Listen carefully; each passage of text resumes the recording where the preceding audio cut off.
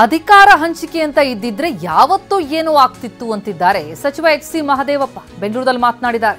Power sharing ಬಗ್ಗೆ ನನ್ನ ಬಳಿ ಉತ್ತರ ಇಲ್ಲ. ಸಿಎಂ ಬದಲಾವಣೆ ನಿರ್ಧಾರ ಏನಿದ್ರು ಅದು ಹೈಕಮಾಂಡ್ಗೆ ಬಿಟ್ಟದ್ದು. ನನ್ನ ಬಳಿ ಉತ್ತರವೂ ಇಲ್ಲ, ನಾನು ಸಮರ್ಥನೂ ಅಲ್ಲ. ಇದು ಅಹಿಂದ ನಾಯಕರ ಸಭೆ ಬಳಿಕ ಎಚ್.ಸಿ. ಮಹದೇವಪ್ಪ ಅವರ ಹೇಳಿಕೆ. ಈಗ ಹೈಕಮಾಂಡ್ ಒಪ್ಪಿದ್ರೆ 5 ವರ್ಷ ಮುಂದುವರಿತೀನಿ ಅನ್ನೋದು ಮಾತನ್ನ ಹೇಳ್ತಾ ಇದ್ದಾರೆ. ಎಲ್ಲೊಂದ್ ಕಡೆ ಅವ್ರ ಮಾತಲ್ಲೂ ಕೂಡ ಒಂದು ರೀತಿ ವರ್ಷ ಬದಲಾಗಿದೆ. ಸೊ ನೀವು ಹೇಳುವ ಪ್ರಶ್ನೆಗಳಿಗೆ ನನ್ನ ಕಡೆ ಯಾವುದೇ ಉತ್ತರ ಇಲ್ಲ. ಉತ್ತರ ಮತ್ತು ತೀರ್ಮಾನ ಮಾಡೋದು ಹೈಕಮಾಂಡು.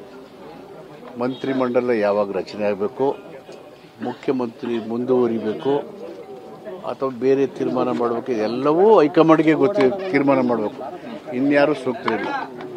ಈಗ ಮುಖ್ಯಮಂತ್ರಿಗಳು ಕೇಳಿದ್ರಿ ನೀವು, ಮುಖ್ಯಮಂತ್ರಿಗಳು ನಾವು ಪವರ್ ಶೇರ್ ಮಾಡ್ಕೊತೀವಿ ಅಂತ ಹೇಳಿದಾರಾ? ಇಲ್ಲ. ಹೈಕಮಾಂಡ್ ಸೂಚನೆ ಕೊಟ್ಟರೆ 5 ವರ್ಷ ನಾನು ಇರ್ತೀನಿ ಅಂತ ಹೇಳಿದ್ದಾರೆ. Nothing wrong.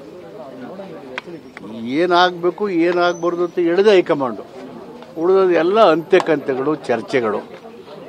ಇವ್ರು ಹಂಗಂದ್ರು, ಅವ್ರು ಹಿಂಗೆ ಹೇಳಿದ್ರು, ಹಿಂಗೆ ಹೇಳೋದಕ್ಕೆ ಅದಕ್ಕೆ ಉತ್ತರ ಇಲ್ಲವೂ ಇಲ್ಲ.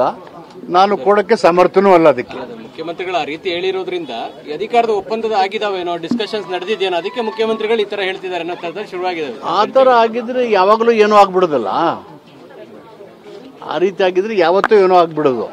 2.5 ವರ್ಷ ಹತ್ರ ಬರ್ತಾ ಇರೋದ್ರಿಂದ ಇದು ಮತ್ತಷ್ಟು ರೆಕ್ಕೆ ಪುಕ್ಕ ಸಿಗ್ತಾ ಇದೆ ಅಂತ ಸರ್.